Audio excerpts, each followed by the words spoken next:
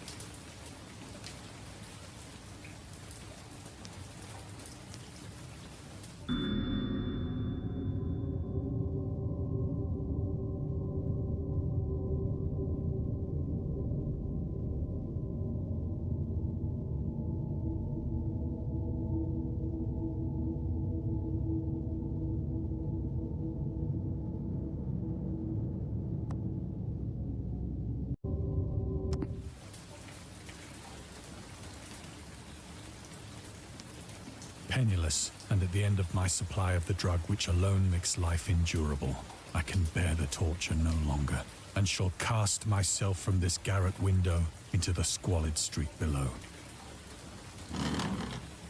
Do not think from my slavery to morphine that I am a weakling or a degenerate. When you have read these hastily scrawled pages, you may guess, though never fully realize, why it is that I must have forgetfulness or death.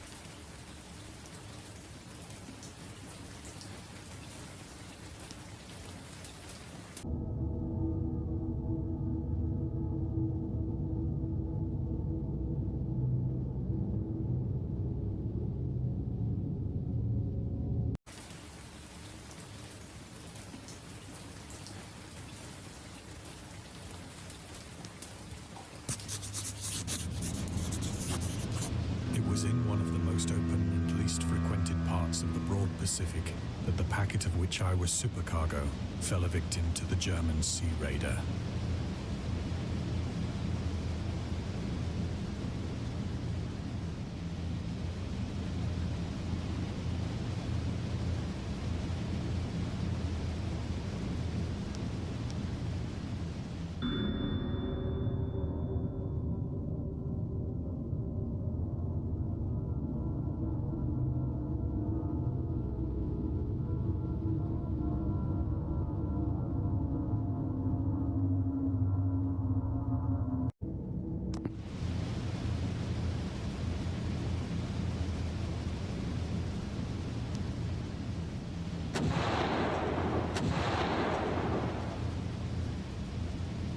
The Great War was then at its very beginning, and the ocean forces of the Hun had not completely sunk to their later degradation.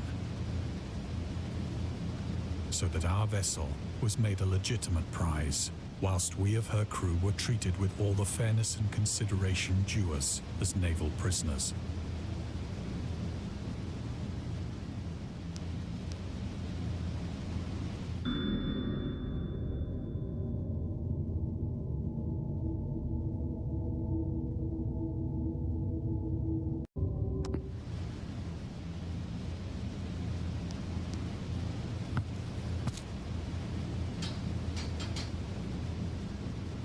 So liberal, indeed, was the discipline of our captors, that 5 days after we were taken, I managed to escape alone, in a small boat, with water and provisions for a good length of time.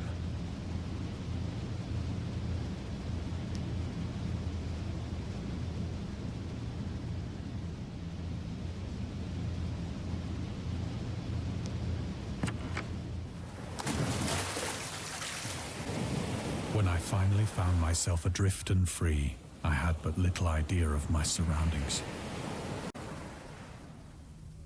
Never a competent navigator, I could only guess vaguely by the sun and stars that I was somewhat south of the equator. Of the longitude, I knew nothing, and no island or coastline was in sight.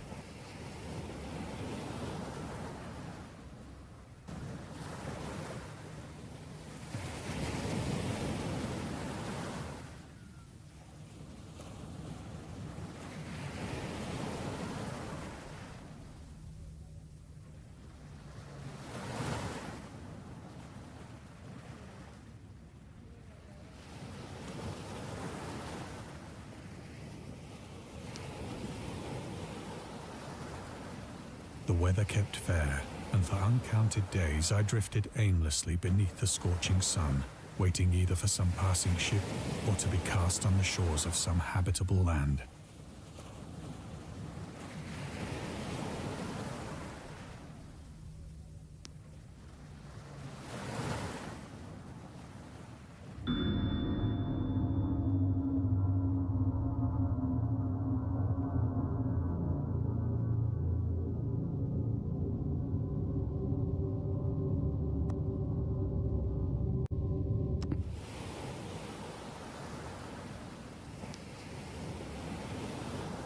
But neither ship nor land appeared, and I began to despair in my solitude upon the heaving vastness of unbroken blue. The change happened whilst I slept. Its details I shall never know, for my slumber, though troubled and dream-infested, was continuous.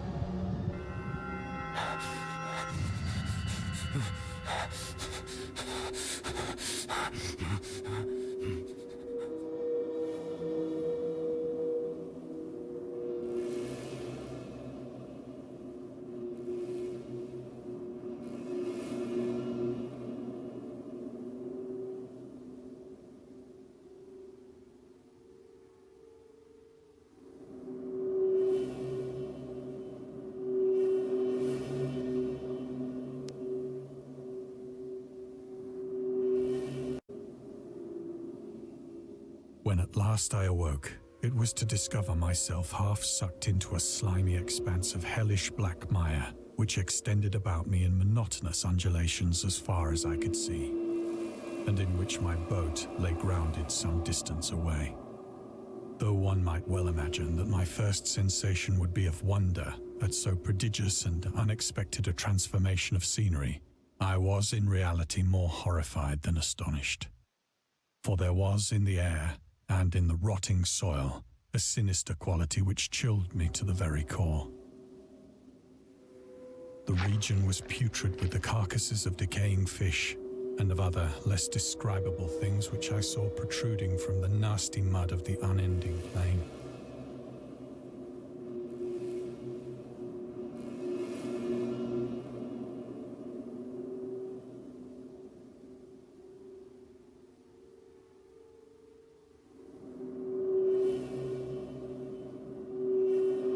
I should not hope to convey in mere words the unutterable hideousness that can dwell in absolute silence and barren immensity.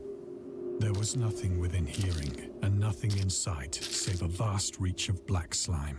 Yet the very completeness of the stillness and the homogeneity of the landscape oppressed me with a nauseating fear.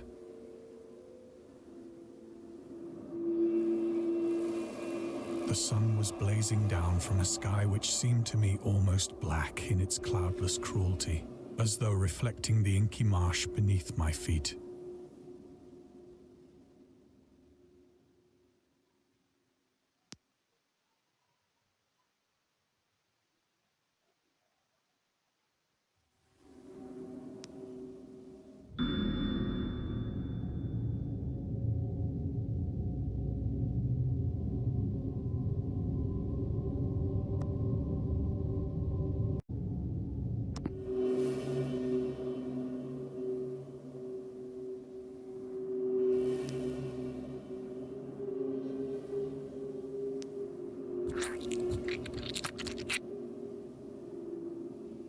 As I crawled into the stranded boat, I realized that only one theory could explain my position. Through some unprecedented volcanic upheaval, a portion of the ocean floor must have been thrown to the surface, exposing regions for which innumerable millions of years had lain hidden under unfathomable watery depths. So great was the extent of the new land which had risen beneath me that I could not detect the faintest noise of the surging ocean, straining my ears as I might. Nor were there any seafowl to prey upon the dead things.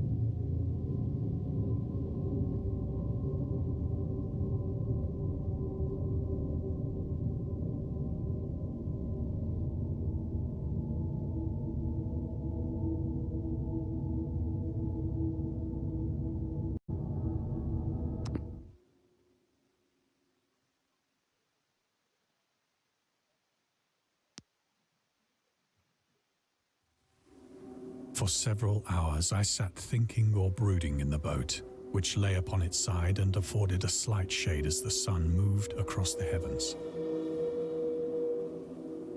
As the day progressed, the ground lost some of its stickiness and seemed likely to dry sufficiently for traveling purposes in a short time. That night I slept but little, and the next day I made for myself a pack containing food and water, preparatory to an overland journey in search of the vanished sea and possible rescue.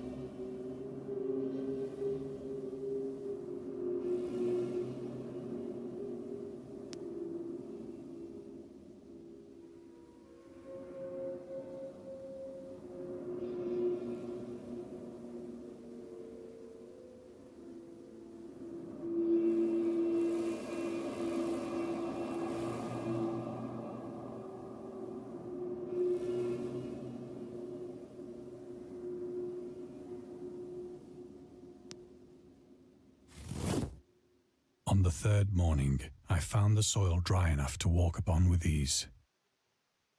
The odor of the fish was maddening, but I was too much concerned with graver things to mind so slight an evil, and set out boldly for an unknown goal.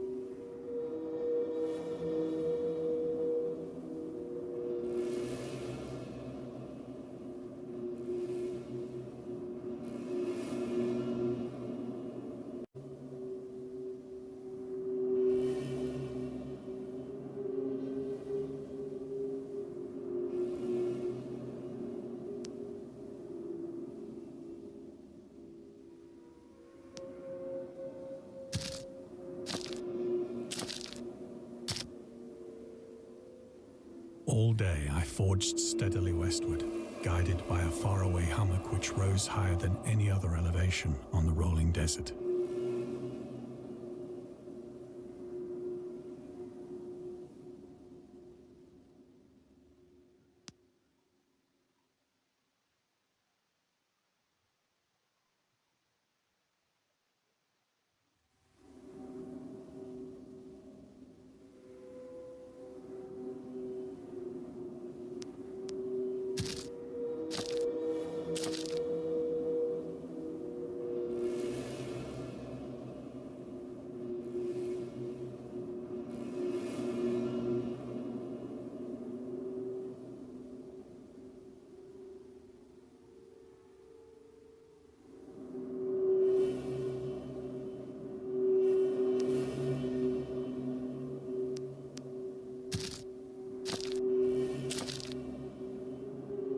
That night, I encamped, and on the following day still travelled toward the hummock, though that object seemed scarcely nearer than when I had first espied it.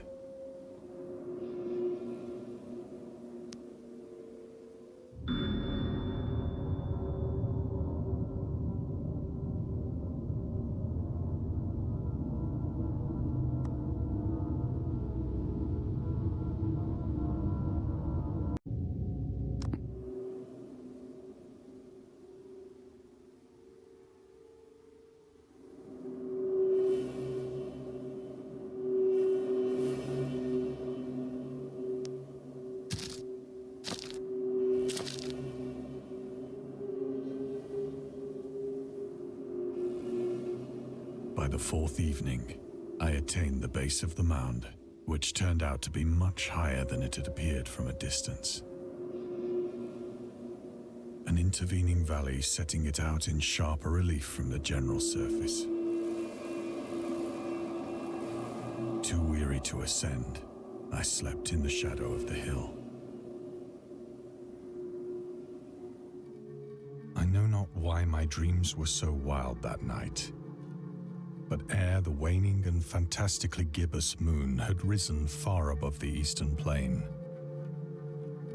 I was awake in a cold perspiration, determined to sleep no more. Such visions as I had experienced were too much for me to endure again.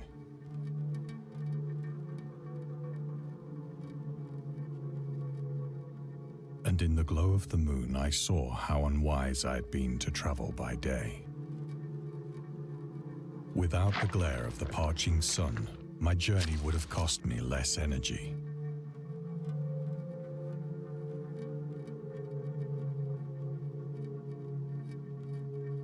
Indeed, I now felt quite able to perform the ascent which had deterred me at sunset. Picking up my pack, I started for the crest of the eminence.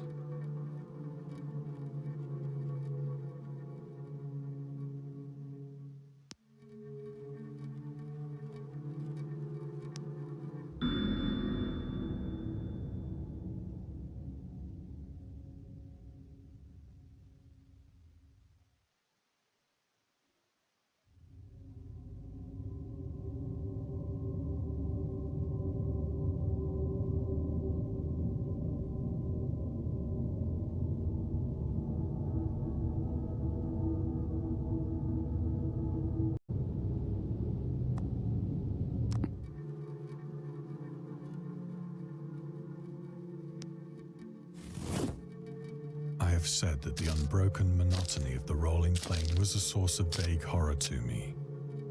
But I think my horror was greater when I gained the summit of the mound and looked down the other side into an immeasurable pit or canyon, whose black recesses the moon had not yet soared high enough to illumine.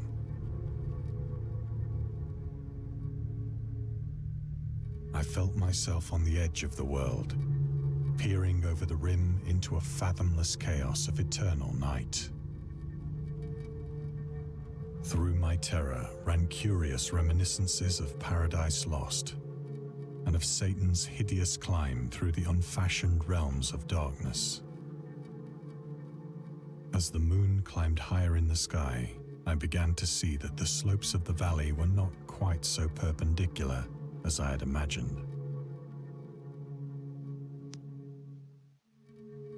Ledges and outcroppings of rock afforded fairly easy footholds for a descent, whilst after a drop of only a few hundred feet, the declivity became very gradual.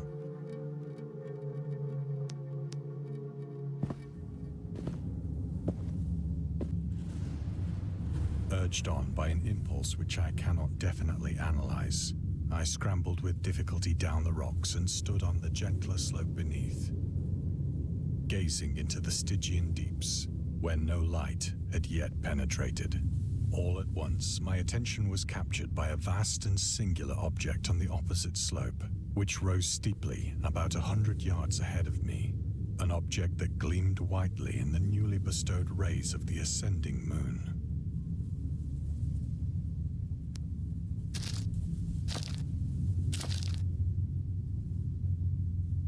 That it was merely a gigantic piece of stone, I soon assured myself.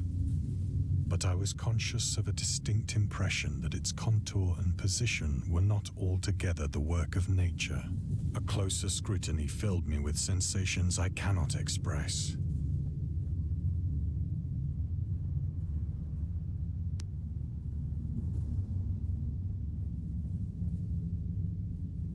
For despite its enormous magnitude, and its position in an abyss which had yawned at the bottom of the sea since the world was young, I perceived beyond a doubt that the strange object was a well-shaped monolith, whose massive bulk had known the workmanship and perhaps the worship of living and thinking creatures. Dazed and frightened, yet not without a certain thrill of the scientist's or archaeologist's delight, I examined my surroundings more closely.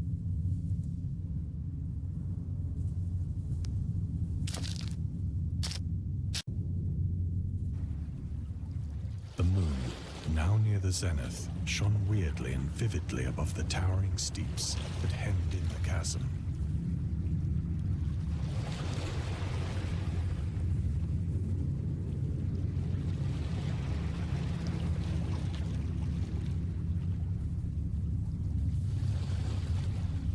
And revealed the fact that a far-flung body of water flowed at the bottom, winding out of sight in both directions and almost lapping my feet as I stood on the slope. Across the chasm, the wavelets washed the base of the Cyclopean monolith, on whose surface I could now trace both inscriptions and crude sculptures.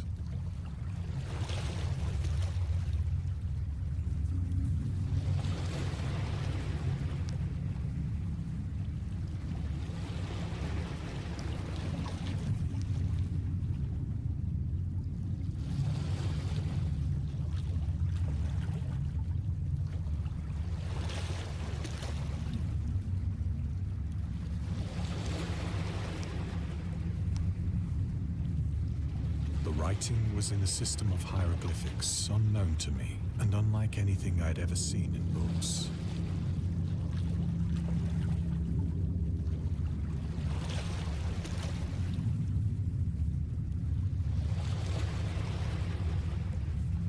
Consisting for the most part of conventionalized aquatic symbols such as fishes, eels, octopi, crustaceans, mollusks, whales, and the like.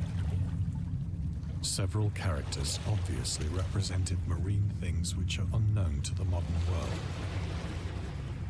but whose decomposing forms I had observed on the ocean-risen plain. It was the pictorial carving, however, that did most to hold me spellbound.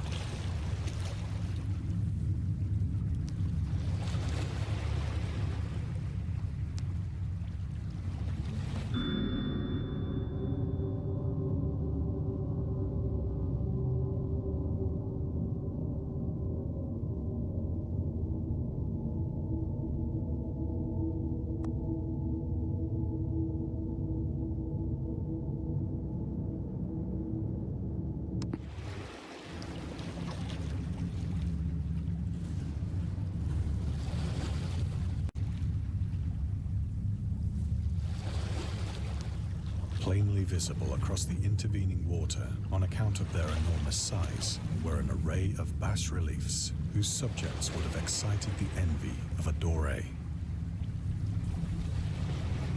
I think that these things were supposed to depict men, at least a certain sort of men, though the creatures were shown disporting like fishes in the waters of some marine grotto, or paying homage at some monolithic shrine which appeared to be under the waves as well. Of their faces and forms I dare not speak in detail, for the mere remembrance makes me grow faint, grotesque beyond the imagination of a Poe or a Bulwer. They were damnably human in general outline, despite webbed hands and feet, shockingly wide and flabby lips, glassy, bulging eyes, and other features less pleasant to recall. Curiously enough, they seem to have been chiseled badly out of proportion with their scenic background. For one of the creatures was shown in the act of killing a whale, represented as but little larger than himself.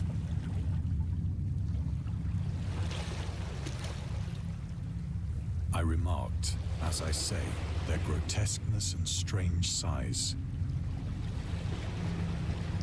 but in a moment decided that they were merely the imaginary gods of some primitive fishing or seafaring tribe.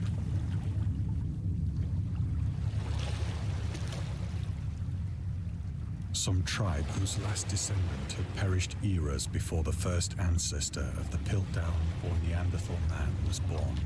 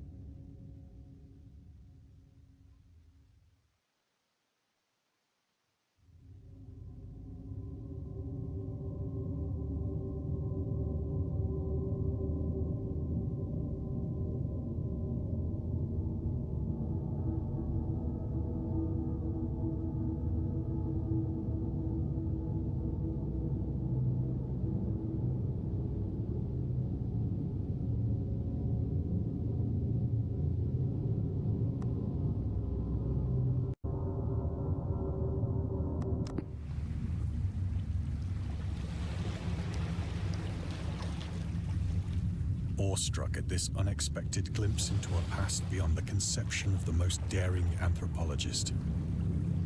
I stood musing whilst the moon cast queer reflections on the silent channel before me. Then, suddenly, I saw it.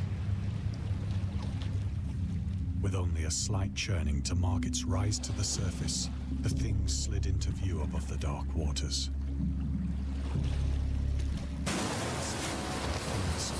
Loathsome, it darted like a stupendous monster of nightmares to the monolith, about which it flung its gigantic scales, while it bowed its hideous head and gave vent to certain measured sounds. I think I went mad then. Of my frantic ascent of the slope and cliff, and of my delirious journey back to the stranded boat, I remember little.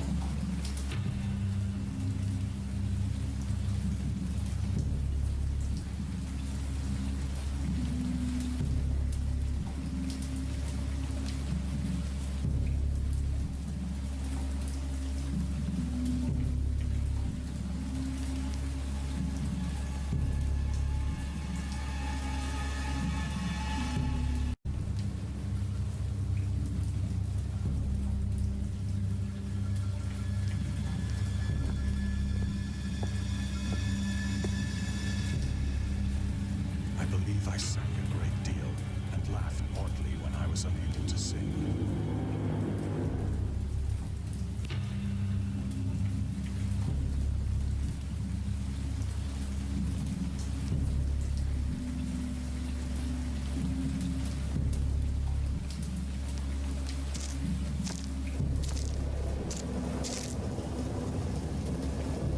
I have indistinct recollections of a great storm sometime after I reached the boat.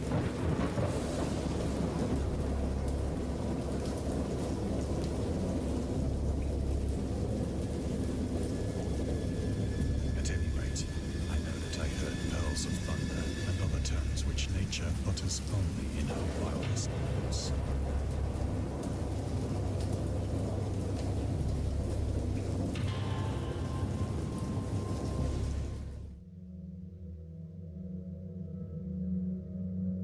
When I came out of the shadows, I was in a San Francisco hospital.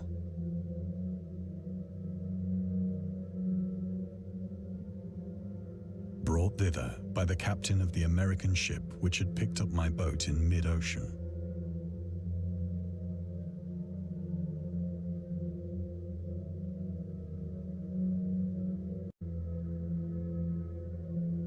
In my delirium, I had said much, but found that my words had been given scant attention.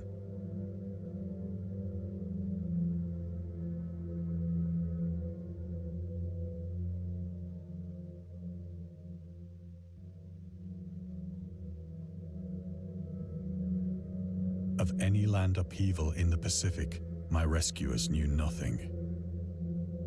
Nor did I deem it necessary to insist upon a thing which I knew they could not believe.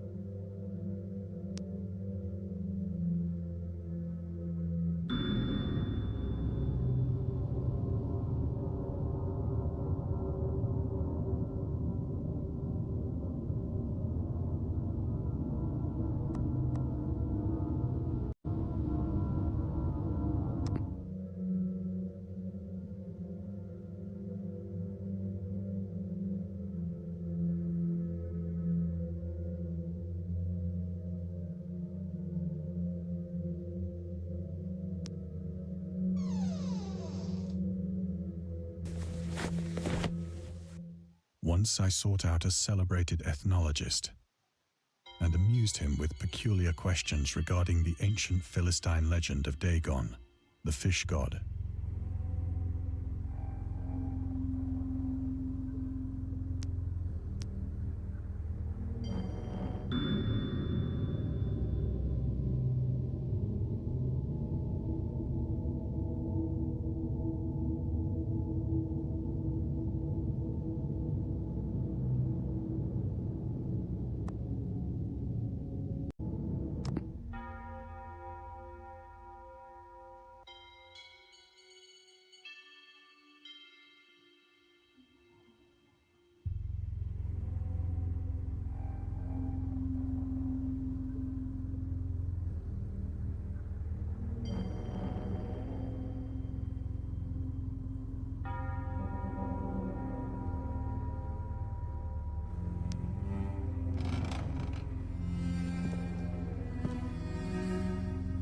But soon perceiving that he was hopelessly conventional, I did not press my inquiries.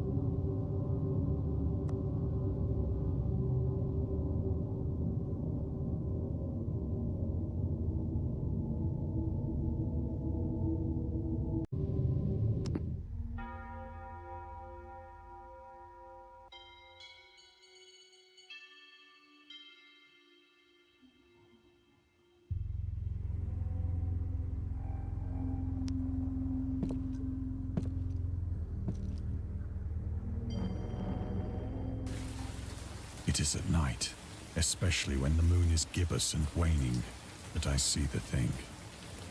I tried morphine, but the drug has given only transient surcease and has drawn me into its clutches as a hopeless slave. So now I am to end it all, having written a full account for the information or the contemptuous amusement of my fellow men.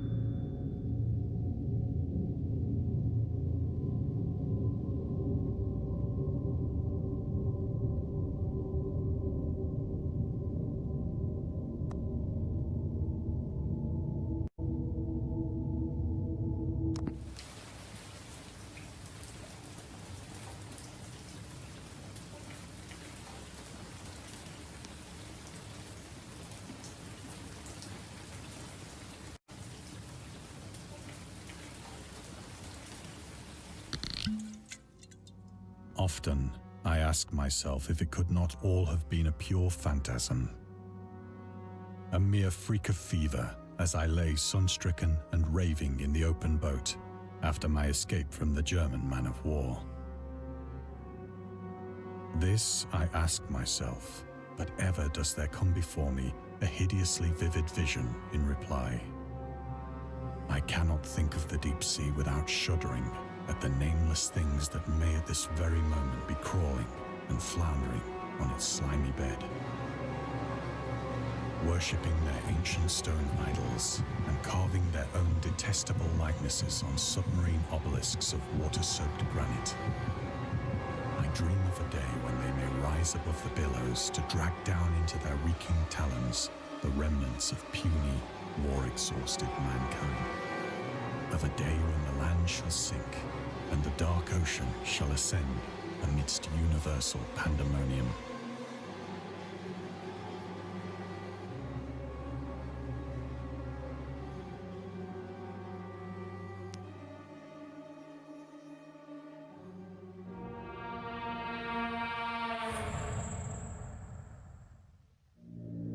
The end is near.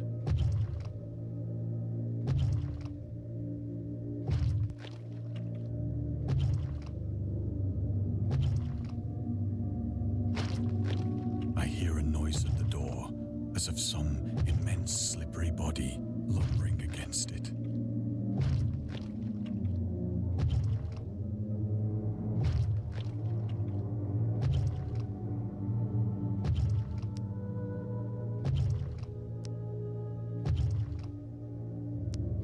It shall not find me.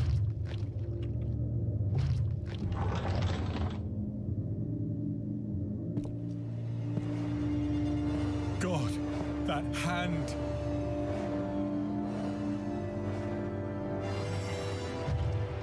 The window! The window!